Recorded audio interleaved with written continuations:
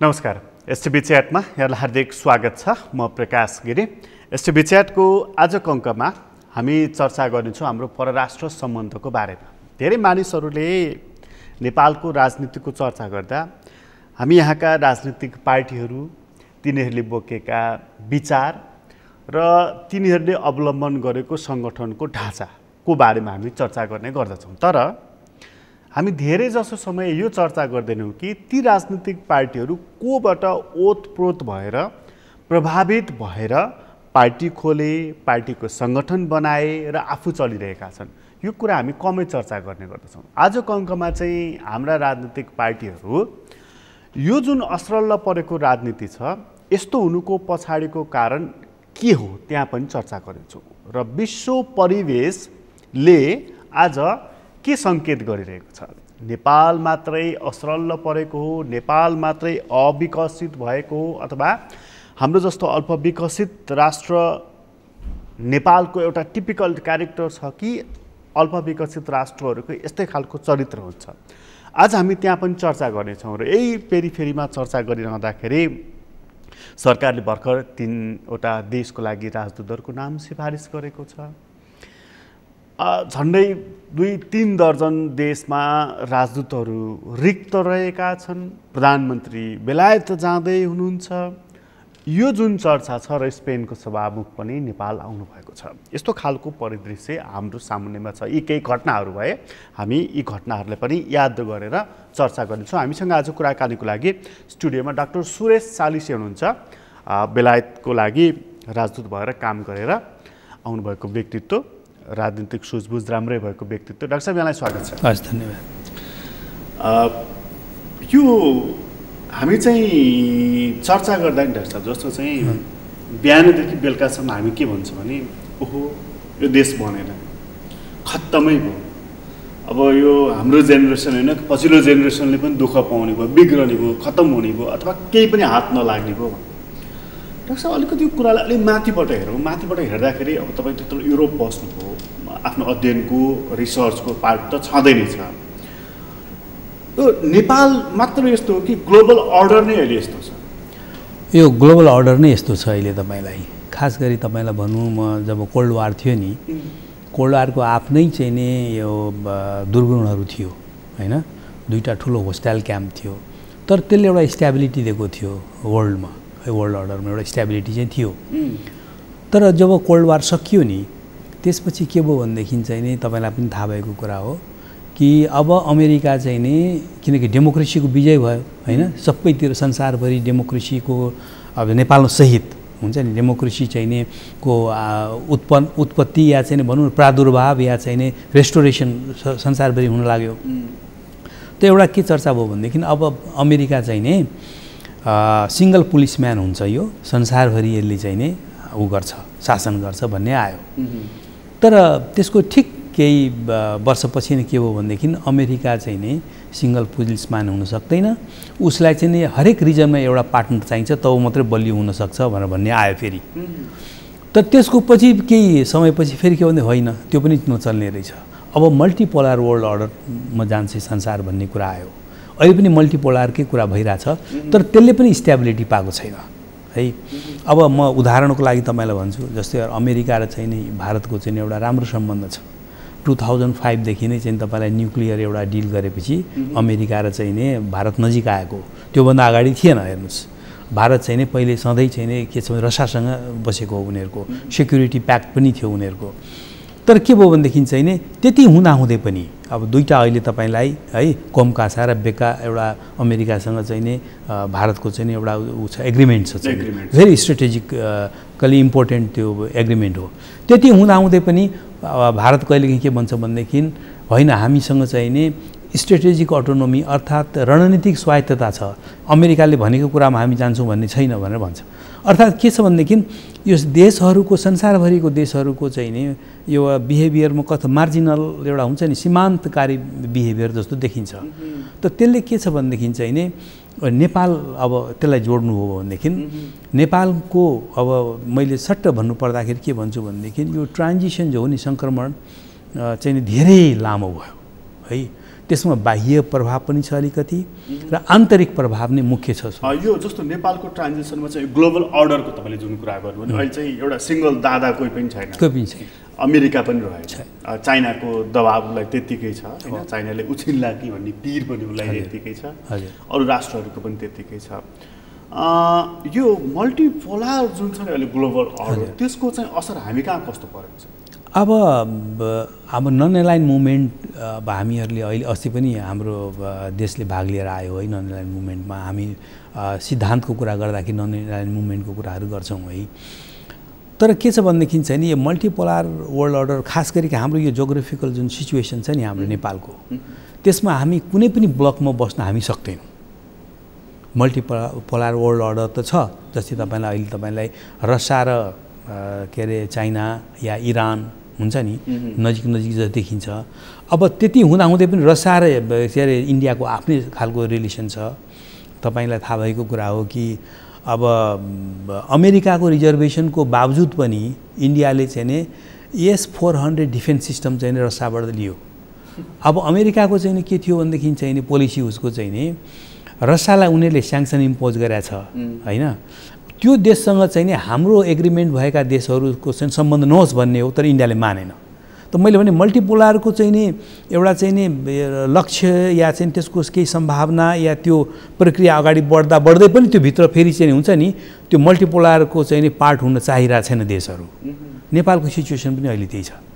हो नेपाल चाहिँ नि अब के छ भनेदेखि यसको चाहिँ नि एउटा क्षमताको कुरा आउँछ। हेर्नुहोस् अब दुइटै हाम्रो छिमेकहरू चाहिँ नि इन्डिया पनि के अरे चाइना पनि हुन्छ नि अब ठुलो ग्लोबल पावरहरू भइसक्यो हुने, प्लेयर्सहरू भइसक्यो हुने। यसमा अलिक तपाईँले एउटा शब्द प्रयोग गरिदिनु त, हामी जुन ठाउँमा छौँ हामी भू राजनीति जो भनेर भन्दछौँ हामी, त्यसले हामीलाई चाहिँ कुनै एउटा लाइनपट्टि ए या बीपट्टि चाहिँ ढल्किने हामीलाई अनुमति नै दिँदैन। त्यो चाहिँ नेसनल इन्ट्रेस्टमा हुँदैन हाम्रो, त्यो नेसनल इन्ट्रेस्टमा पनि हुँदैन। आकाशको छिमेकीसँग चाहिँ हामी ढल्किन सक्छौँ भने अमेरिकासँग चाहिँ अमेरिका हामी अहिले पनि हेर्नुहोस् अमेरिकाको इकोनोमी, अमेरिकाको मिलिट्री पावर है र अमेरिकाले चाहिँ नि इतिहासमा विगतको इतिहासमा नेपालप्रति गरेको चाहिँ नि उसको एउटा चाहिँ नि व्यवहार, तीनटा कुराले गर्दाखेरि हामी अमेरिकालाई साथमा लिएर हिँड्नुपर्छ भन्ने मलाई लाग्छ। किनभनेदेखि मैले विगतमा के हो भनेदेखि तपाईँलाई जब अब सिक्किम त तपाईँलाई के थियो भनेदेखि यो प्रोटेक्टोरेट हो इन्डियाको, उनीहरूको 1950 को ट्रिटीदेखि नै थियो, 1949 हो कि 50 को ट्रिटीदेखि नै यो प्रोटेक्टोरेट हो। जब चाहिँ 1975 मा इन्डियामा त्यो मर्ज भयो नि त्यो बेलामा चाहिँ नि तपाईँलाई हेनरी किसिन्जर चाहिँ नि फरेन मिनिस्टर हुनुहुन्थ्यो अमेरिकाको। उहाँले आफ्ना सम्पूर्ण संसारभरिको चाहिँ नि एम्बेसीमा चाहिँ नि ऊ क्याबलबाट पठाउनु भयो चाहिँ नि यो आफ्नो निर्देशन कि नेपाल चाहिँ नि सिक्किम होइन है, नेपाल इन्डिपेन्डेन्ट र सोभरेन कन्ट्री हो, युनाइटेड नेसन्सको मेम्बर हो भनेर भनेको। अर्थात् अब के अरे अमेरिकाले हाम्रो सोभरेन्टी, हाम्रो टेरिटोरियल इन्टिग्रिटीको लागि पनि बोलिरहेको देश भएको हुनाले अमेरिकासँग हामीलाई जस्तो सुपर पावर, अमेरिकाको सुपर पावरको अहिले पनि त्यस्तो कन्ट्रीलाई हामीले साथमा राख्नुपर्छ। डाक्टर एसएम रोके यो चाहिँ जस्तो हेनरी किसिन्जरको चाहिँ नेपालप्रतिको सद्भाव भनौँ अथवा अमेरिकाको सद्भाव भनौँ अथवा दूरदर्शिता भनौँ कि त्यति बेलाको चाहिँ शासन सत्ता भनेको त राजाको हातमा थियो। 1975 मा नेताहरू अधिकांश एक्जाइलमा थिए अथवा चाहिँ जेलमा थिए। त्यति बेलाको दरबारले अमेरिकालाई फेभरमा लिन सकेको पनि भन्न सकिन्छ। किन स्वाभाविक थियो। त्यसपछि चाहिँ के हो भने राजा वीरेन्द्रको टाइमको कुरा हो। राजा वीरेन्द्रले चाहिँ नि ठ्याक्कै त्यही बेलामा 1975 मै कोरोनेसनको टाइम पारेर पिस जोन प्रपोजल चाहिँ नि फ्लोट गरेको राजाले ल्याएको हो र त्यसलाई अमेरिकाले समर्थन गर्यो है, अमेरिकाले गर्यो, रसियाले गरेन। किनकि रसिया र इन्डियाको चाहिँ नि सेक्युरिटी त्यो रिलेसन भएको हुनाले उनीहरूले त्यो गरेन र त्यो बेलामा चाहिँ दरबारले को लबिङ पनि इफेक्टिभ हो भन्ने पनि मान्न सकिन्छ। तर मैले यसरी हेर्दाखेरि म देशको अमेरिकाको एउटा सद्भाव छ, देशको कुरा गर्दाखेरि नेपालप्रतिको उसको चाहिँ नि सद्भाव छ। हजुर, दोस्रो पोइन्ट भन्नुहुन्छ तपाईँ अमेरिकाको कि उसलाई तीन कारणले चाहिँ हामीले अमेरिका हजुर अब यो हामीलाई किनभने यस्तो पावरहरू हामीलाई किन जरुरत हुन्छ भनेदेखि तपाईँलाई अमेरिकासँग इन्डियाको आफ्नै चाहिँ स्ट्रेटेजिक इन्ट्रेस्ट छ। अघि मैले भनिसकेँ 2005 मा चाहिँ न्युक्लियर डिल गर्यो, अहिले कोमकासा र बेका गर्यो हैन। त्यस्तै चाहिँ नि चाइनाको चाहिँ नि अमेरिकासँग आफ्नो इन्ट्रेस्ट हुन्छ। अहिले पनि चाइनाले कतिपल्ट भनिरहेको छ म तिमीलाई कम्पिट गर्न आएको होइन है, म तिमीलाई उछिन्नको लागि आएको होइन, हामी तिमीले त्यसरी नलिदेऊ भनेर चाहिँ नि चाइनाले भनिरहेछ। चाइनाले अमेरिकाले भनिरहेछ। तर फेरि यसैमा जस्तो हिजो मात्रै आयो सिएनएनले एउटा चाहिँ डिस्क्लोज गर्यो कि ताइवानको एउटा आइल्यान्डमा अलग उसले ट्रेनिङ गरिराखेर छ ताइवानिजहरूलाई कि र चाइनाको त्यो साउथ इस्टर्न पोर्टबाट चाहिँ 200 किलोमिटरको डिस्टेन्समा भन्दाखेरि अमेरिका फेरि अलग ढङ्गबाट मुभमेन्ट त गरिराखेको छ होइन। सुन्नुहोस्, यो बिग पावरको के हुन्छ भनेदेखि तपाईँलाई यो जस्तै गाउँघरको जिम्मेदारको जस्तै हो, पहिलेको जिम्मेदारको कुरा गर्छु, वृद्धबालहरू हुन्थे नि, उसले के गर्थ्यो भनेदेखि जोसँग रिस उठेको हुन्छ नि, अलि ठुलो हुन लाग्यो भनेदेखि गाउँमा त्यसलाई एक एकवटा समस्या हालिदिने, कसैको चोरीको मुद्दा लगाइदिने, कसैलाई के गर्ने, यो ठुल्ठुलो पावरहरूले त्यसै गर्छ। माथि आउनै नदिने उनीहरूले चाहिँ एक एकवटा चाहिँ गरिदिने। हेर्नुहोस्, म तपाईँलाई 2001 को कुरा गर्छु, म हवाई गएको थिएँ है, एउटा ट्रेनिङमा चाहिँ नि APCSS भन्ने छ, Asia Pacific Center for Security Studies भन्ने थियो। त्यो बेलासम्म चाहिँ उनीहरूले त्यो बेलामा के भन्थे, 2001 को कुरा गर्छु, आज 20 वर्ष अगाडिको भनौँ न, उनीहरूले के भन्थ्यो भने होइन चाइना के अरे चाइनाको चाहिँ नि यो इन्टिग्रल पार्ट हो भन्ने कुरा हामीले मानेकै छौँ नि भन्थ्यो त्यो बेलामा। यो त पोलिसी चाहिँ सिफ्ट हुँदै जान्छ। ट्रम्पको एउटा थियो, अब चाहिँ बाइडेनको अर्को हुन्छ, हेर्नुहोस् भइरहेछ त्यो, किन समयअनुसारले त्यो सिफ्ट गर्दै जान्छ यिनीहरूले, बदलिरहन्छ यिनीहरूले। तपाईँलाई किनभनेदेखि अब अहिले के भयो भनेदेखि चाइना चाहिँ नि इमर्ज गर्यो है, उसको इकोनोमी असाध्यै राम्रो छ। अब GDP को चाहिँ PPP म त तपाईँलाई पर्चेजिङ पावर यो प्यारिटीमा त चाहिँ नि अरू चाहे अमेरिकाभन्दा अगाडि उछिनिसकेको छ। अब यो प्रिडिक्सन छ चाहिँ 2030 सम्म चाहिँ नि सिङ्गल लार्जेस्ट इकोनोमी हुन्छ चाइना भन्ने त्यो आइरहेछ। मिलिट्री मसल बढिरहेछ। अहिले सुपरसोनिक चाहिँ नि तपाईँलाई चाहिँ नि त्यो मिसाइल डेभलप गर्यो भन्ने आइरहेछ। त यो कुराहरूले चाइनाले चाहिँ अमेरिकाले चाहिँ नि चाइनालाई आफ्नो राइभलको रूपमा हेरिरहेछ। त्यसले गर्दाखेरि यसलाई अलिक कसरी कन्टेन गर्ने भन्ने कुरा हो। ट्रेड वार पनि छँदैछ है। तर के हो भने त्यति हुँदाहुँदै पनि चाइनाले त पनि एउटा क्वाइट र स्रुड डिप्लोमेसी त गर्छ नि आफ्नो इन्ट्रेस्टको लागि। अब अमेरिकालाई चिडाउनु हुँदैन भनेर मैले कहाँ आउँदै थिएँ भनेदेखि इन्डियाको आफ्नो इन्ट्रेस्ट छ, इन्डिया अमेरिकासँग चाइनाको आफ्नो इन्ट्रेस्ट हुन्छ होइन। ट्रेड वार सकियोस् भन्ने होला, अहिले हाम्रो होस्टिलिटी नहोस् भन्ने होला। त त्यस्तो अवस्थामा हाम्रो जस्तो सानो देशले के हुन्छ भनेदेखि इन्डिया या चाइनाले चाहिँ नि कहीँ चाहिँ हुन्छ हामीलाई थिचोमिचो गरेको छ भनेदेखि अमेरिका जस्तो या सुपर पावरले ऊ तपाईँको साथमा छ भनेदेखि यिनीहरूलाई खबरदार गर्छ। सानो देशलाई थिचोमिचो नगर है भनेर भन्न सक्छ उसले। जस्तै फर इन्स्ट्यान्स तपाईँलाई भन्छु, जस्तै चाहिँ नि लिपुलेको कुरा गर्छु। अब ठुलो छिमेकहरू दुईटा मिलिँदाखेरि त हाम्रो त कहीँ सुनवाई हुने रहेछ, बेहालै भयो नि। बेहालै भयो, दुईटा मिलेर तर अमेरिका तपाईँको साथमा भयो भने के हुन्छ भनेदेखि खबरदार है त्यो नगर भन्न सक्छ उसले। किन उनीहरूको इन्ट्रेस्ट अमेरिकासँग हुन्छ नि, सुपर पावरसँग हुन्छ नि। त्यो हाम्रो जुन भूमि छ नि लिम्पियाधुरासम्म, त्यो भूमिको प्राप्तिको लागि पनि उससँगको हाम्रो संलग्नता अथवा निकटता। अब म यही लिम्पियाधुरा या हाम्रो चाहिँ नि टेरिटोरियल डिस्प्युटको कुरा म गर्दिनँ। ओभरअल हाम्रो इन्ट्रेस्टको लागि पनि सुपर पावर तपाईँ छिमेकी मित्रसँग असाध्यै राम्रो सम्बन्ध राख्नुपर्छ हामीहरूले, दुईटै छिमेकसँग, र सुपर पावर तपाईँको साथमा हुनुपर्छ। तर यो सुपर पावर साथमा हुनुपर्छ भनिरहँदाखेरि चाहिँ प्रसङ्गले आएको रहेछ। म यो विषय एकछिनमा गरौँला भन्दै थिएँ, प्रसङ्ग आएको हुनाले जोडिहाल्न चाहेँ। त्यसो हो भनेदेखि नेपालमा MCC एउटा साधारण मुद्दा हो, एउटा आइसोलेटेड मुद्दा हो कि अमेरिकासँगको सम्बन्धको पनि विषय हो? अब हेर्नुहोस्, यो सम्बन्धको पनि विषय हो मेरो विचारमा। किनभनेदेखि अब त्यो रञ्जित रे भन्ने हुनुहुन्थ्यो नि पहिले, उहाँको चाहिँ नि इन्डियाको पहिलेको राजदूत, उहाँले पनि कहीँ स्टेटमेन्ट दिएको देखेँ मैले है कतै। यो MCC त नेपालको इन्ट्रेस्टमा छ। अब तपाईँ के भन्ने भने नेपालीहरू आम जनमानस के भन्ने भनेदेखि हामीसँग वान अफ द हुन्छ नि एउटा चाहिँ सबभन्दा ठुलो रिसोर्स भनेको हाइड्रो पावर हो हाम्रो, र हाम्रो चाहिँ नि कन्ट्रीमा सरप्लस अब सुरु भएको छ, प्रक्रिया सुरु भएको छ। त्यो पावर कहाँ बेच्ने त? हामी तिब्बत त अहिले जान सक्दैनौँ, त्यसको लागि चाहिँ नि इन्फ्रास्ट्रक्चर नै छैन, ट्रान्समिसन लाइन पनि छैन, तपाईँलाई रोडहरू पनि छैन। बेच्ने त त्यही इन्डिया हो, एकदम इमिडिएट पर्छ। त्यहाँ पनि ट्रान्समिसन लाइनहरू छैन, रोडहरू छैन। र त्यसको लागि चाहिँ MCC आउँदाखेरि के हुन्थ्यो भनेदेखि अब हाम्रो पावर जेनेरेसन जुन हुन्छ त्यो चाहिँ नि त्यहाँ एउटा खपत एउटा बेच्ने कुरा आउँछ एक। अर्को कुरो बङ्गलादेशसँग हाम्रो 2018 मा एउटा एग्रिमेन्ट भइसकेको छ। त्यसमा के छ भनेदेखि चाहिँ नि बङ्गलादेशले यही शेख हसिनाले 2000 मैले इयर बिर्सिरहेको छु 2006 तिरको कुरा हो, इन्डियालाई भनेको छ कि चाहिँ नि भुटान र चाहिँ नि नेपालबाट हामी पावर लिन्छौँ है, उहाँहरूलाई धेरै बेगको पावर लिन्छौँ, त्यो ल्याउँदाखेरि तिम्रो टेरिटोरी हामीले प्रयोग गर्न दिनुपर्छ तिमीले भन्दाखेरि इन्डियाले एग्री गरेको छ। त त्यो पावर हाम्रो चाहिँ नि के अरे बङ्गलादेशसम्म पनि जान सक्छ, हामीले बेच्न सक्छौँ। र 2018 को हाम्रो जुन एग्रिमेन्ट छ चाहिँ बङ्गलादेशसँग त्यसमा के भनिएको छ भनेदेखि 2030 सम्म 30 सम्म तपाईलाई चाहिँ नि 9000 मेगावाट उसले लिन्छु भनेको छ पावर।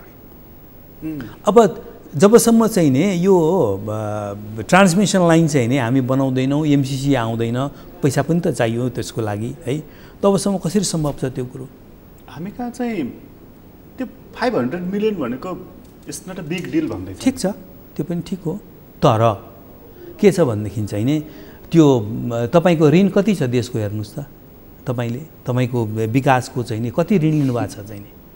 अब त्यो बिग डिल त होइन ल मैले माने रे, तर चाहिँ नि त्यो अरू परिपूर्ति अरूले गरिदिन्छ कि गर्छ त, ठिक छ त्यो पनि गरोस् न त चाहिँ नि। फेरि तपाईँले चीनबाट लिनुभयो भने पैसा एउटा कुरो मानौँ चीनले दिन्छु भने रे, इन्डियाले एक्सेप्ट गर्छ त्यो ट्रान्समिसन लाइन? त्यो इन्डियाको त कन्डिसन्सहरू कस्तो छ भनेदेखि चाहिँ नि उसले गरेको चाहिँ इन्भेस्ट गरेको पावर के अरे उसबाट सेक्टरबाट भएको पावरहरू मात्रै हामी लिन्छौँ भन्ने पनि त थियो एकपल्ट। त्यस्तै इन्डिया के अरे कन्डिसन्सहरू लगायो भने के गर्नु छ तपाईँ? भनेपछि बडा अप्ठ्यारो छ यो, केवल पैसाको मात्रै कुरा होइन, सम्बन्धको कुरा हो। र अमेरिका हेर्नुहोस्, मलाई म त अमेरिका पनि बसेको हो है, राजदूतहरू बसेको हो, उनीहरूले सबै कुरो बुझ्छन्। तपाईँ उनीहरूलाई राम्ररी चाहिँ ब्रिफ गर्नुभयो यस्तो यस्तो हाम्रो समस्या हो यसरी हो भनेपछि उनीहरूले एकदम मतलब ठुलो देश हो, उनीहरूलाई त्यो इन्फेरिटी कम्प्लेक्स पनि छैन, सुपेरिटी पनि छैन, कम्प्लेक्स पनि छैन। उनीहरूले चाहिँ नि एउटा मित्रको रूपमा चाहिँ तपाईँलाई व्यवहार गर्छ, तपाईँको समस्या सम्झेर उनीहरूले व्यवहार गर्छ।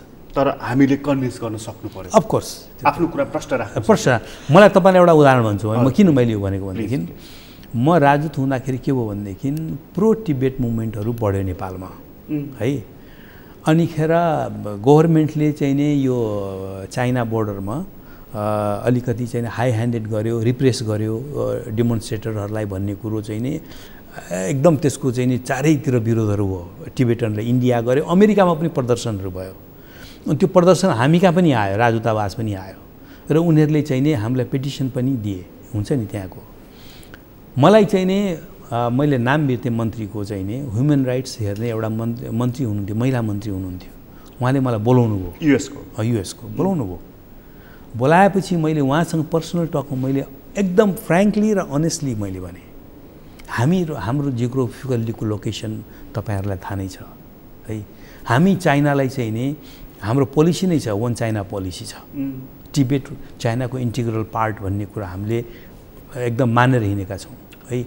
र चाइनाको विरोधी गतिविधि नेपालमा हामी कुनै पनि हालतमा हामी दिने अवस्थामा पनि छैनौँ, त्यो तपाईँहरूले बुझ्नुपर्छ भन्दाखेरि यस वी अन्डरस्ट्यान्ड इट भनेर भन्यो।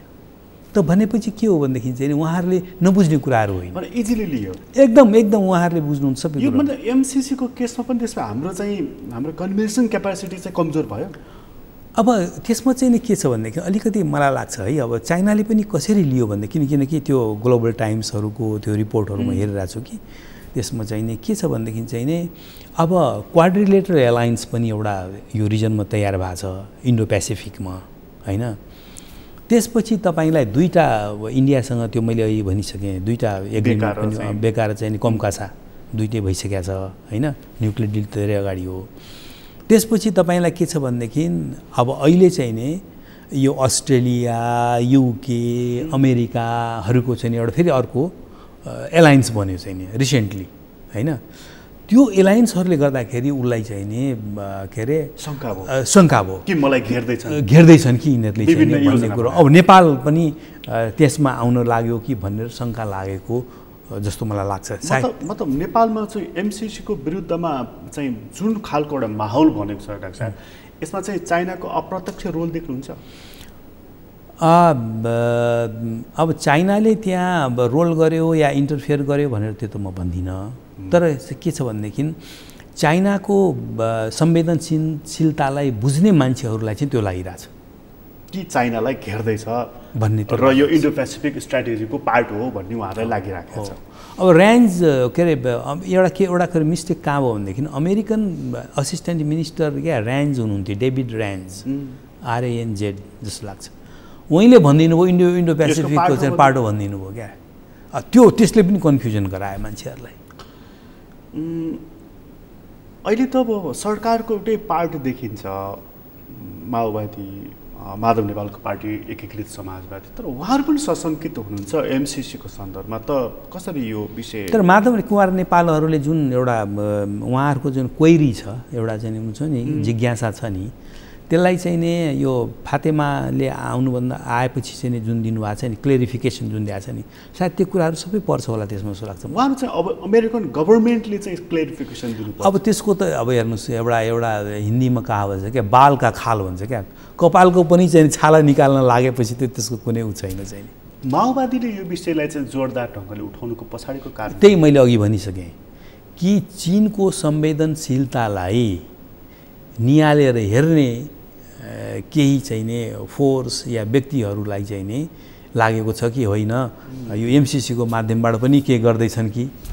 र अर्को कुरो तपाईँलाई म भन्छु, हेर्नुहोस्, जहाँसम्म माओवादीको कुरा छ नि, माओवादी एमसिसीको माध्यमबाट हुन्छ नि उनीहरूलाई कमसेकम अमेरिकाको कमिटमेन्ट खोजिरहेछ। के सन्दर्भमा? के भनेदेखि अब के अरे यो माओइस्टको चाहिँ जुन जनयुद्ध भयो नि, त्यसमा एक दुई कुराहरू त धेरै यो ग्लोबल कन्सर्नका कुराहरू त छन् नि, जस्तै चाहिँ नि यो नाबालकहरूलाई चाहिँ नि आर्मीमा भर्ती गर्ने, PLA-मा भर्ती गर्ने, अहिले पनि UN-मा चाहिँ नि त्यो चाहिँ नि कुनै पेन्डिङमा बसेको छ। त्यो त त्यस्ता कुराहरू लामाको केस त UK-मा त्यो त के अरे त्यो कुराहरू चाहिँ नि अमेरिकाले कमसेकम नउठाइदियोस् भन्ने उनीहरूको इच्छा छ है। मतलब यो इन्टरनेसनल कोर्टसम्म नपुगोस्, हेग नपुगोस्। अब त्यो एस्योरेन्सहरू खोजेको हुनसक्छ माओवादी, बार्गेनिङ चिप्स। त्यो त जहाँ पनि हुन्छ। तपाईँलाई सुन्नुहोस् न, तपाईँलाई माओवादीहरूको बारेमा इन्डियाले उठाएको होइन जेनेभामा, तर अहिले फेरि अहिले ठिक छ, फेरि यो त त्यस्तो भइरहन्छ म त यो ग्लोबल पोलिटिक्समा त्यो हुन्छ। तपाईँलाई भनौँ, अहिले काश्मीरको मुद्दा म चाहिँ नि ट्रम्पले के भन्नुभयो थाहा छ त्यो बेलामा, मलाई मेडिएट गर्न देऊ न भन्नुभयो। अब जब कि चाहिँ इन्डियाले चाहिँ नि अमेरिकासँग त्यत्रो राम्रो सम्बन्ध भनिरहेछ, मेडिएट गर्न देऊ भनेर भन्यो है, इन्डियाले मानेन। त के हो भनेदेखि काश्मीरको मुद्दा त जीवित छ भन्ने हो नि त, कुनै बेला उठाउँछन् ठेगान हुँदैन।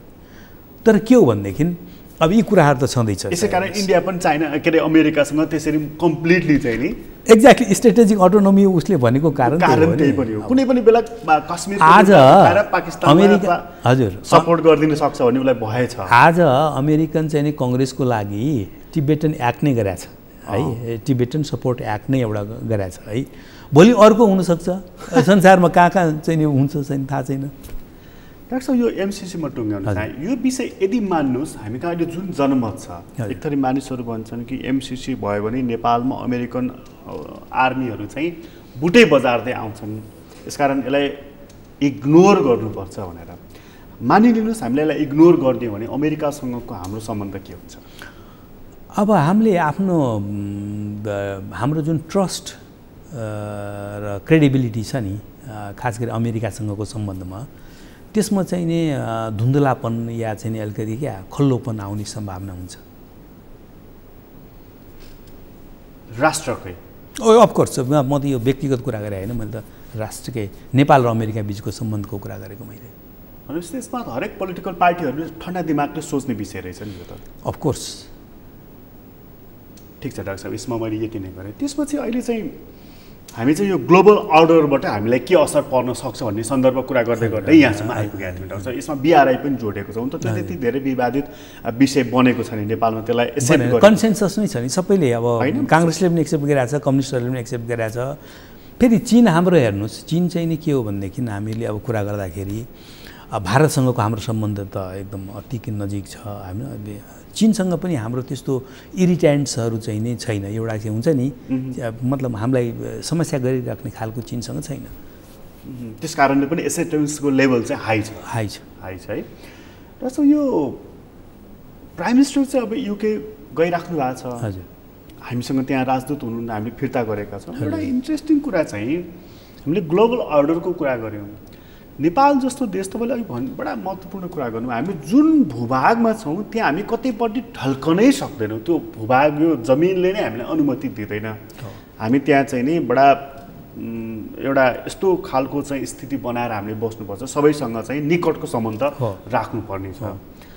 अब बेलायतसँग त हाम्रो धेरै ठुलो चाहिँ नि पुरानो रिलेसन छ। तपाईँ त्यहाँ बसेर आइहाल्नुभयो। प्राइम मिनिस्टर जाँदै हुनुहुन्छ, हामी कहाँ एउटा ट्रेन्ड के थियो, जब नेपालको प्राइम मिनिस्टर हुन्छ त्यसपछि चाहिँ पछिल्ला दिनहरूमा पहिलो भ्रमण भारतको गरेको देखिन्थ्यो। टङ्कप्रसादले चाहिँ चीनको भ्रमण गरेको बाहेक चाहिँ नि एकदम रेयर उदाहरण छ। प्राइम मिनिस्टर शेरबहादुर देउवा चाहिँ युके जाँदै हुनुहुन्छ। अब यो जलवायु परिवर्तनको एउटा मुद्दा छ, तर उहाँले इन्डिया स्केप गरिराख्नु भएको छ। यसको कारण केही भेटाउनुहुन्छ कि मतलब यो अब भित्री कारण के छ त्यो त प्राइम मिनिस्टरले भन्न सक्नुहुन्छ। तर बाहिरबाट हेर्दाखेरि के हो भनेदेखि दुईवटा देखियो। प्रचण्डले पनि इन्डियाको भिजिट गर्नु भएन, पहिले चीनमा जानुभयो, एउटा गेमको उसको लिएर जानुभयो प्राइम मिनिस्टर भएपछि होइन। त्यसपछि इन्डिया जानुभयो होइन। त्यसपछि धेरै टिकट टिप्पणी पनि भए होइन। अब अहिले हाम्रो के अरे प्रधानमन्त्री शेरबहादुर देउवा उहाँ के अरे अब प्राइम मिनिस्टर भएपछि चाहिँ नि अब जलवायुको लागि चाहिँ नि जाँदै हुनुहुन्छ। त्यसमा मान्छेलाई अब के हो कसो हो भन्ने कुरो चासोको चाहिँ जिज्ञासाको कुराहरू भइरहेको छ चाहिँ अब राजनीतिक क्षेत्रमा। र फेरि न्युजहरू आइरहेछ कि युकेमा इन्डियन प्राइम मिनिस्टरसँग हाम्रो प्राइम मिनिस्टरको भेट हुने भनेर कुरा पनि आइराखेको छ। अब त्यो भेट हुनसक्छ, साइडलाइनमा त हाम्रो कुनै ऊ भएन। तर औपचारिक भ्रमण चाहिँ नि अब सायद उताबाट आएपछि जानुहुन्छ होला इन्डिया। मतलब के इन्डिया स्केप गर्न खोज्नु भयो प्राइम मिनिस्टरले? त्यो त म कसरी भन्न सक्ने, यो प्रधानमन्त्रीज्यूले या उहाँको सल्लाहकारहरूले उहाँ भन्न सक्नुहुन्छ। मतलब कूटनीतिमा यसको अर्थ के आउँछ? त्यही मैले भने नि, प्रचण्डले पनि चीन जानुभयो होइन। अब शेरबहादुर देउवा पनि उहाँ पनि अब लन्डन जाँदै हुनुहुन्छ। अब यसको पोलिटिकल मिनिङ के हो होइन, अब त्यो चाहिँ नि अब तपाईँहरूले विश्लेषण गर्ने कुराहरू अलिक बोलिहाल्ने बेला भएको छैन। 3वटा देशको राजदूत चाहिँ हिजो सिफारिस गरेको छ नि सरकार, कति म्याच्युर लाग्यो तपाईँलाई? होइन, यो व्यक्तिगत रूपमा चाहिँ नि एउटा राम्रो मान्छे छानेर मतलब लाग्छ सरकारले गरेको निर्णय हो होइन। उहाँहरू त्यस विषयको जानकार मान्छेहरू पनि हो। व्यक्तिगत रूपमा चाहिँ नि त्यो नराम्रो भन्न सकिन्न। सरकार अलिकति सच्याएको सङ्केत दियो यसबाट? अब त्यो त आगामी दिनहरूमा देखिन्छ। हेर्नुहोस् अब के छ भनेदेखि, तर यसमा पनि अलिकति अर्को पोइन्ट अफ भ्यू आउन सक्छ। हेर्नुहोस् के हो भनेदेखि अहिले चाहिँ नि व्यापक के छ भनेदेखि हरेक क्षेत्रमा राजनीतिकरण भयो भन्ने छ है।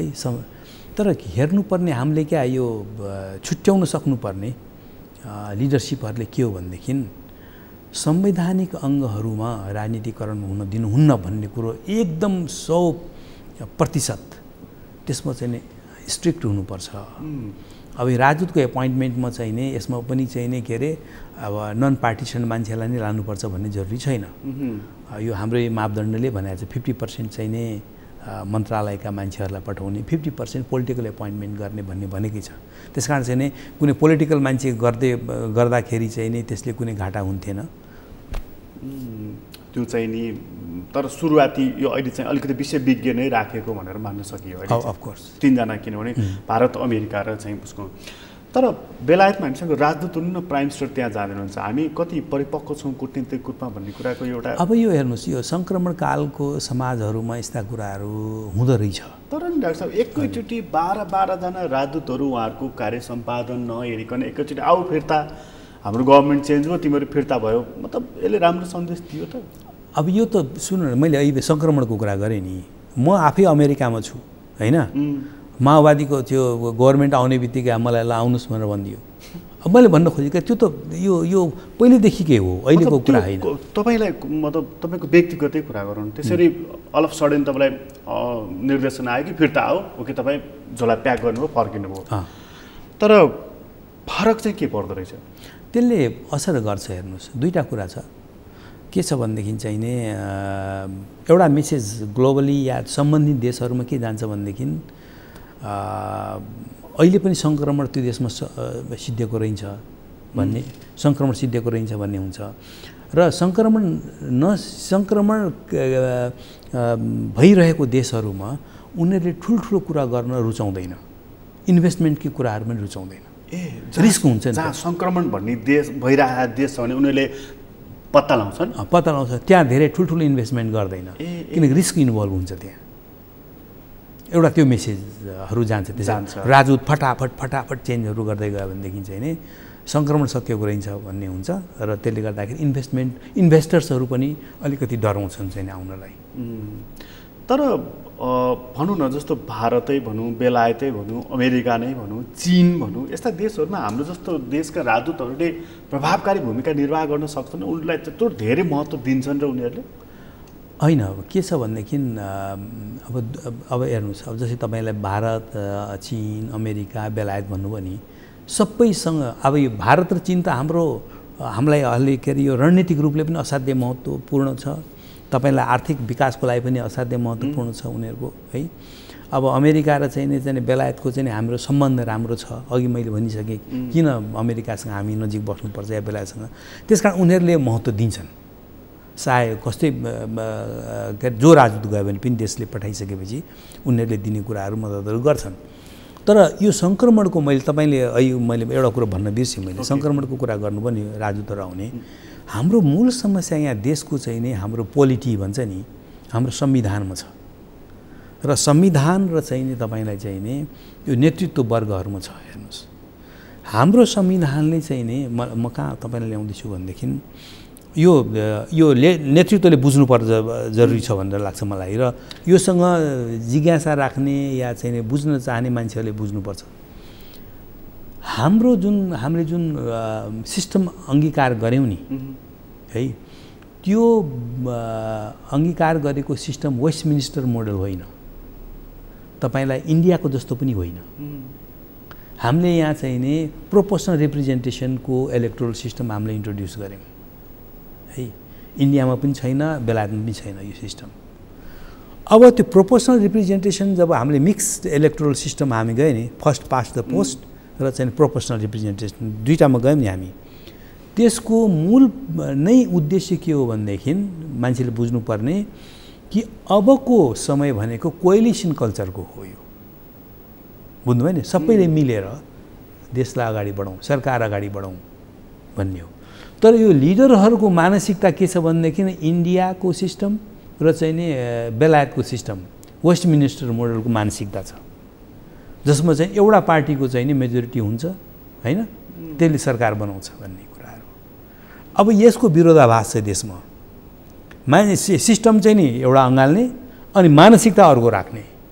त्यसले गर्दाखेरि पार्टी बिच झगडा टुटफुट हुन्छ नि त्यसको परिणाम चाहिँ के हो भनेदेखि चाहिँ नि राजदूतहरू फेरिनेदेखि लिएर अन्य निकायहरूमा चाहिँ नि यसको चाहिँ नि गलत प्रभाव चाहे त्यो न्यायालय होस् चाहे त्यो आर्मी होस् चाहे चाहिँ तपाईँलाई अरू हुन्छ नि ब्रान्चहरूमा चाहिँ नि यसको असर परेको जस्तो मलाई लाग्छ भनेको परिपाटी हामीले सहकार्यको अप्नाइरहेको छ एक्ज्याक्टली मानसिकता चाहिँ मैले गर्ने हो मेरो त्यो मैले भने वेस्टमिनिस्टर मोडल मतलब मिलिरहेको छ यहाँ यसले गर्दाखेरि अरू निकायहरूलाई चाहिँ असर गरिरहेको छ यसको असर पार्टीहरूमा पनि परिरहेको छ अब एकदम डेफिनेटली परिरहेछ अब पार्टीभित्र काङ्ग्रेस पार्टीकै कुरा गर्छु तपाईँलाई अहिले तपाईँलाई पार्टीभित्र एउटा सेक्सन के भन्छ भनेदेखि चाहिँ नि यो कम्युनिस्टहरूसँग अहिले जुन कोएलिसन छ नि पार्टनर्सहरू त्यसलाई साथमा लिएर चाहिँ नि आम चुनावमा जानुपर्छ भन्ने एउटा छ एउटा अर्को के भन्छ भने घोर विरोध छ त्यसो होइन, एक्लै जानुपर्छ काङ्ग्रेस पार्टी भन्ने छ। त्यसकै रिफ्लेक्सन हो, नबुझिने ढङ्गले त्यसले असर गरिरहेछ हाम्रो यो इन्टरनल डाइनामिक्सलाई पनि, र त्यसले गर्दाखेरि त्यहाँ गुटहरू यति एक्ज्याक्टली त्यो त्यही मुद्दामा गुट बनिरहेको छ। त्यस्तै एउटा हिन्दू धर्म चाहिन्छ भन्छ, अर्को हुँदैन भन्छ, अर्को के भन्छ, अर्को कसो भन्छ, मतलब बडा महत्त्वपूर्ण कुरा गर्नुपर्छ। अब यसैमा फेरि अर्को पनि पक्ष जोडेर आएको छ। अस्ति प्रचण्डजीको सुन्दै थिएँ मैले, हुन त आज हामी त्यता कुरा गर्दै थिएनौँ तर प्रसङ्ग बस आइहालेको होइन, निर्वाचन प्रणाली सुधार, अब के अरे राष्ट्रपति प्रणालीमा अथवा चुनाव प्रणाली सुधारौँ भन्दै हुन्छ। मतलब विषय त फेरि पनि गिजोलेर आउँदैछ हामी कहाँ। अब हेर्नुहोस्, यतै मैले एउटा हाम्रो समस्या अहिले के छ भनेदेखि तपाईँलाई 2015 अब यो इङ्ग्लिस क्यालेन्डरको भन्छ नि यो संविधान जुन आयो नि, त्यो आउँदाखेरि हाम्रो जुन हुन्छ नि अब 1984 म चाहिँ नि गिरिजाप्रसादले विघटन गर्नुभयो संसद होइन, त्यसपछि फेरि विघटन भयो, मनमोहन अधिकारीले सिफारिस गर्नुभयो, त्यो चाहिँ कोर्टले चाहिँ उ गरिदियो। त यहाँ एउटा चाहिँ नि लिडरहरूमा चाहिँ नि के अनुभव हो भनेदेखि यो अधिकार प्राइम मिनिस्टरलाई दिएको हुनाले त्यस अब चाहिँ गर्न त्यसरी नपाओस्, फुल टर्म चलोस् सरकार यो 5 वर्ष होइन, अनि स्टेबिलिटी हुन्छ, त्यसले विकास हुन्छ भन्ने त्यो मानसिकतालाई 15 सालको संविधान ल्याएन, तर त्योले पनि काम गरेन। अब अहिले वास्तवमा चाहिँ नि रिफर्म त जरुरी छ। हेर्नुहोस्, यो संविधानमा रिफर्महरू बहुत जरुरी छ। उदाहरणको लागि भन्छु, अब हेर्नुहोस् अहिले जुन हामीले चुनावहरू भइरहेछ नि जिल्लाहरूमा है, यति महँगो छ है, मलाई कसैले आएर जिल्लाबाट चुनाव लड भन्यो भनेदेखि मैले नमस्कार गर्छु, मलाई टिकट नदिनुहोस् है भन्छु। किनभनेदेखि 1 करोड 2 करोड कहाँबाट ल्याउने त्यो पैसा चाहिँ नि, एउटा कुरो मैले भने नि त्यत्रो महँगो भयो। अब त्यसलाई कसरी एड्रेस के गर्ने त कसरी गर्ने भन्ने कुराहरू चाहिँ त्यो अब प्रचण्डजीले भन्नुभएको हो भनेदेखि पनि राम्रो कुरा हो है, यसलाई चाहिँ सुधार्ने। तर उहाँको चाहिँ नि फेरि सुधार्ने कुरा गर्दा गर्दै उहाँ के भन्नुहुन्छ नि, प्रेसिडेन्सियल सिस्टम जुन अमेरिकामा छ नि, डाइरेक्ट चुनाव हुने त्यो गर्नु भन्नु लाग्नुहुन्छ उहाँ चाहिँ। त्यो फेरि अर्को समस्याहरू फेरि यो देशमा त्यो हामी सक्दैनौँ। हामीले हेर्नुहोस् के हो भने सिस्टम भन्ने कुरा के हो भनेदेखि कन्टेक्स्चुअल हुनुपर्छ। हाम्रो नेपाली सोसाइटीलाई के सुट गर्छ या चाहिँ नि यो रिजनलाई के सुट गर्छ होइन, त्यो कुरातिर जानुपर्छ, न कि एकदम कानलाई पनि मिठो लाग्ने, आँखालाई पनि कहिले हेर्दाखेरि राम्रो लाग्ने अब युरोप अमेरिकन या कतिको मोडल ल्याएर चाहिँ यहाँ इन्ट्रोड्युस गरेर हुन्छ। हाम्रो नेपाली मानसिकता र चरित्र अनुसारको मोडल चाहिँ कुन हो डाक्टर साहब? यो अब त्यो त अहिले म केही भन्न सक्दिनँ है, तर यो चाहिँ नि संविधान बनाउँदाखेरि चाहिँ नि लिडरहरूले चाहिँ नि सोच्ने बुझ्ने कुराहरू हो चाहिँ नि, जुन कुरो अब चाहिँ नि अब के पढ्दाखेरि त तपाईँलाई संविधान तपाईँलाई सबभन्दा राम्रो छ नि, भनेको रिफर्म चाहिँ जरुरी छ। रिफर्म एकदम जरुरी। चुनाव प्रणाली यो ठिक छैन, चुनाव प्रणालीमा एकदम आमूल परिवर्तन ल्याउनुपर्छ। प्रत्यक्ष मात्रै जानु पर्यो अथवा समानुपातिक मात्रै? यसमा मात्र अब त्यो त्यसमा पनि हेर्नुहोस् होइन, मैले भने नि कल्चर चाहिँ नि तपाईँलाई चाहिँ नि यो सब मिलेर जाने कल्चर हो, कोएलिसन कल्चरको लागि हो यो। मिल्नै नसक्ने दुईजना मिलेर एउटाले मोमो पसल खोल्यो भने डाक्टर साहब फुटेर अर्कोले खोलिहाल्छ, दुईटा बनाइहाल्छ। अब रिफर्मको एजेन्डा खालि इलेक्टोरल सिस्टमलाई मात्रै होइन, तपाईँलाई रिफर्म कहाँ जरुरत छ भनेदेखि अब इन्टायर ब्युरोक्रेसी हेर्नुहोस्, नेपालको राजनीतिकृत भएको छ। त्यहाँ चाहिँ नि कोही काङ्ग्रेसको झन्डा लिएर हिँड्ने छ, कोही माओवादीको झन्डा लिएर हिँड्ने छन्, कोही कम्युनिस्टको झन्डा। ब्युरोक्रेसी चाहिँ नि राजनीतिकरण गरेर हुन्छ। एक संवैधानिक अङ्गहरूमा चाहिँ नि एकदम कडाइका साथ हुन्छ नि, कुनै पनि राजनीतिक चाहिँ नि राजनीतिकरण या चाहिँ राजनीतिक एपोइन्टमेन्टहरू हुन दिनुहुन्न एकदम। आज त न्यायालयसम्म पनि यो अभिगत छ। त्यही मैले भने अब रिफर्मको कुरा गर्दाखेरि खालि अब चाहिँ इलेक्टोरल रिफर्म मात्रै होइन, विभिन्न कुराहरू गर्नु पर्यो। अब मतलब विभिन्न क्षेत्रलाई चाहिँ नि बिस्तारै सुधार्दै लानुपर्छ। यो सबै त गर्नु पर्यो डाक्टर साहब। अनि यो विकास समृद्धि यो चाहिँ कहिले त तपाईँ हामीले कहिले सन्तोष मानेर सुत्न नपाइने होइन। म त जस्तो तपाईँ युरोप बस्नु हो नि डाक्टर, राति सुत्दाखेरि ओहो भोलि बिहान धारमा पानी आउँदैन कि, बत्ती गयो बर्बाद भयो, त्यहाँ खाना पकाउनु राखिरहेको थियो, यस्तो चिन्ताले कहिले सतायो कहिले सताउँछ? सताएन। अथवा बिरामी भएँ हस्पिटल जानु पैसै छैन के गर्ने होला, मतलब यो चिजले अथवा मेरो बच्चालाई कसरी पढाउने होला, मतलब यस्तो कहिले भएन। सुन्नु न, तर त हामीले अलिकति के भन्छ व्यावहारिक भएर पनि सोच्नुपर्छ। युरोप अमेरिकाका हामीले कुरा गर्दाखेरि उनीहरूको इकोनोमीको स्तर हेर्नुपर्छ हामीहरूले। उनीहरूले विकास कहिलेदेखि सुरु गरे होइन, अहिले उहाँहरूको अवस्था के छ त्यसलाई नेपालको पनि गर्नुपर्छ। नेपालको हामीले गर्दाखेरि अब 1769 नेपाल बन्यो होइन, अब कस्ता कस्ता राज्य प्रणालीहरू आए, कस्ता कस्ता राजाहरू आए, कस्ता कस्ता श्रीतिनहरू आए होइन। कसरी 1950 को चाहिँ नि या 2007 साल हुँदै हुँदै हामी अहिले यो अवस्थामा आछौँ। तर अरू उसलाई नहेरौँ हामीहरू 1990 अथवा 47 साल 46 साल पछिको विकासको क्रम हेर्नुहुन्छ भनेदेखि तपाईँलाई मैले चाहिँ नि म सन्तोष गर्छु। हेर्नुहोस् किन अहिले भएको छ एकदम सन्तोष जन्ने कुरा छ। चाहे फरेन रिलेसन्सको कुरामा हाम्रो हेर्नुहोस्, परराष्ट्र नीतिले गरेको, जस्तै तपाईँलाई पिस किपिङ फोर्सको संसारभरि नाम छ हाम्रो होइन, उपलब्धिहरू छ। इकोनोमी हाम्रो अब चाहिँ नि अब ग्रेजुएट गर्न गइरहेको छ, मिडल इन्कम कन्ट्री हुन्छ नि को रूपमा अब हामी चाहिँ नि चाँडै ग्रेजुएट हुन गइरहेको छौँ लिस्टबाट होइन। तपाईँलाई तर मान्छेको चाहिँ नि यो चाहिँ नि एक्सपेक्टेसन्सहरू असन्तोष चाहिँ किन त मान्छेलाई एक्सपेक्टेसन बढी भएर अब के हो भनेदेखि नेपाली सोसाइटी खास गरी यो ग्लोबलाइजेसनको जुन प्रोसेस सुरु भयो नि र आइटीको जुन रिभोल्युसन भयो नि, आजको मान्छे तपाईँले 30% हेर्नुहोस्, अहिलेको जिडिपी नेपालको जिडिपीको 30% रेमिटेन्सबाट चाहिँ नि पुरा भइरहेछ। अर्थात् हाम्रो नेपालीहरू विदेश गइरहेछन्। उहाँ खालि पैसा मात्रै कमाउँदैनन्, उहाँ हेर्छन् ओर्छन् विकासका कुराहरू। अनि हाम्रो सोसाइटी किन हुँदैनन् भन्छन् एक। अर्को कुरो, युरोप अमेरिकासँग हामी एकदमै जोडिएका छौँ अहिले, किनभनेदेखि मिडियाहरूको कारणले गर्दाखेरि त्यहाँको लाइफ हेर्छौँ, त्यहाँको आनन्द उपन हेर्छौँ। या कतिपय साथीभाइहरू चाहिँ अहिले चाहिँ नि, पहिले त तपाईँलाई 1990 अगाडि चाहिँ पासपोर्ट पनि मान्छेले पाउनु गाह्रो मान्थ्यो, दिँदैन थियो सरकारले हुन्छ नि, एकदम सेलेक्ट फ्यू केहीलाई मात्रै दिने गरिन्थ्यो। अब अहिले सबैको पासपोर्ट छ हुन्छ नि, त विदेश गए हेरे ओरे, त्यसको पनि अन्तर्राष्ट्रिय क्षेत्रमा हाम्रो नेपाली पपुलेसन त्यसको पनि प्रभाव छ र एक्सपेक्टेसन हाई भयो अहिले, त्यहाँ देखे हाई भयो एक। अर्को अब एउटा चाहिँ नि असन्तोष कहाँ छ भनेदेखि चाहिँ नि जुन लिडरसिपले चाहिँ नि अस्टेरिटी एउटा हुन्छ नि, एउटा चाहिँ नि सादगी र चाहिँ नि एउटा चाहिँ देशलाई चाहिँ नि हुन्छ नि बिना झगडा गरेर है एउटा चाहिँ नि अगाडि बढाउनु पर्थ्यो, नबढाउँदाखेरि मान्छेहरूको एक्सपेक्टेसन नेताहरूबाट धेरै थियो, त्यो त व्यवहारमा त केही पनि देखिँदैन होइन। त्यो कारणले गर्दाखेरि फ्रस्ट्रेसन छ मान्छेहरू। कुरा खालि जेल हिजो बसेको कुरा छ, प्रवासमा बसेको कुरा छ। आजको स्थिति हेर्दाखेरि चाहिँ मान्छेले देख्छन् करप्सन भएको, व्यथिति भएको, कुसंस्कार भएको, कुरीति भएको, अनि मान्छे फ्रस्ट्रेट छ। युरोपियनहरू जस्तो अहिले स्पेनकै राजदूत नेपालमा हुनुहुन्छ नि, उहाँहरू आएर यसो हेर्दा डुल्दा चाहिँ डाक्टर साहब उहाँको मानसिकताबाट सोच्नुहोस् न, के ठान्नुहुन्छ नेपाललाई आएपछि? यो त हामी 200 वर्ष अगाडिको युरोप जहाँ थियो आज नेपाल त्यहाँ रहेछ भन्ने ठान्नुहुन्छ? अब हेर्नुहोस्, अब हामीले जुन स्ट्राटिफिकेसन या चाहिँ जुन स्तरीकरण गरेका छौँ नि देशको संसारभरिको इकोनोमीलाई होइन, हामी लिस्ट डेभलप कन्ट्रीमा अहिले पनि छौँ होइन।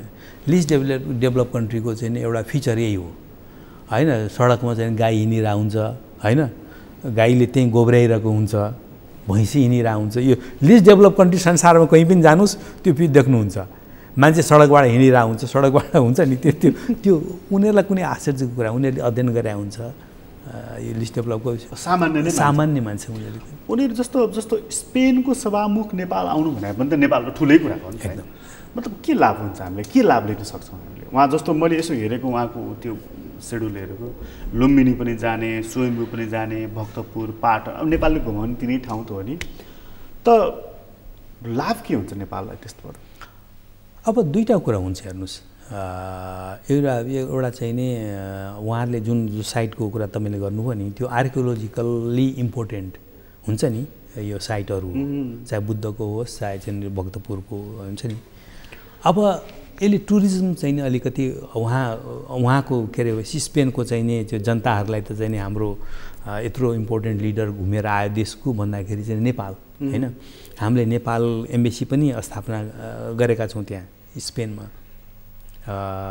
हो गरेका छ त्यो हाम्रो, तर रिकल गरिसकेका छ क्या एम्बेसडरलाई। त के छ भनेदेखि त्यहाँको टुरिज्मलाई एउटा फाइदा हुन्छ। एउटा चाहिँ नि युरोपको एउटा चाहिँ महत्त्वपूर्ण देश हो होइन, त्योसँगको हाम्रो बायोलेटरल रिलेसन्सलाई अरू खातिर प्रगाड गर्छ होइन। यो दुईवटा कुरा त प्रत्यक्ष रूपमा अहिले हामीलाई फाइदा हुन्छ जस्तो लाग्छ। तर लिन चाहिँ हामीले सक्नु पऱ्यो त्यो त अफकोर्स। त्यो त हामीले चाहिँ टुरिज्मको कुरा गर्छौँ डाक्टर साहब, यो चाहिँ अब जस्तो तपाईँहरू बाहिरै राजदूत भएर बस्दाखेरि पनि टुरिज्म पनि अभियसली त्यसलाई प्रमोट पनि तपाईँहरू पक्कै गर्नुभयो, तर पूर्वाधार नि नगरकोट भने मान्छे घुम्न जान्छ, तर नगरकोट जाने सडक त राम्रो हुनु पऱ्यो नि त होइन। भक्तपुर भन्नुहुन्छ, भक्तपुरसम्म जाने सडक त राम्रो हुनु पऱ्यो होला। लुम्बिनी भनेर हामीहरू मान्छे जान्छौँ, लुम्बिनीमा गएर 4 घन्टा अडिन सक्ने वातावरण र त्यो पूर्वाधार त हामीले निर्माण गर्नुपर्छ होला नि। हामीले पूर्वाधार निर्माण नगरिकन 20 लाख पर्यटक ल्याउँछौँ, 10 लाख ल्याउँछौँ, 30 लाख ल्याउँछौँ, यस्तो बकमबुसे दाबी गर्दै चाहिँ किन हिँड्यौँ डाक्टर साहब? होइन, ठिक हो। तपाईँले भनेको कुरा के हो भनेदेखि अब एमबेसीहरूलाई दिने टास्क हुन्छ नि, अब परराष्ट्र मन्त्रालयले यो गर्नुहोस् है भन्ने, ठिक छ, त्यसमा एमबेसीहरू लाग्ने हुन्छ नि, उहाँबाट आओस् भन्ने कुरा ठिक हो। तर अब चाहिँ नि डोमेस्टिकली तपाईँले चाहिँ नि यो बनाउनु भयो भने इन्फ्रास्ट्रक्चर राम्रो छ भनेदेखि फेरि पनि आउँछन्। अब एकपल्ट आएपछि फेरि अर्कोपल्ट जानेर भनेर भन्लान्, सोच्लान् उनीहरूले चाहिँ यतिकै। डाक्टर साहब यहाँलाई धेरै धन्यवाद। हस्, धन्यवाद। आदरणीय दर्शक तपाईँलाई पनि धन्यवाद। आज हामीले कुराकानी गऱ्यौँ डाक्टर सुरेश चालिसेसँग, बेलायत अमेरिकाको राजदूत भएर काम गरिसकेको व्यक्तित्वसँग। उहाँसँगको कुराकानी अहिलेलाई यति नै। एसटिभी च्याटबाट म प्रकाश गिरीलाई बिदा दिनु। सगरमाथा टेलिभिजन हेर्दै गर्नुहोला। नमस्कार।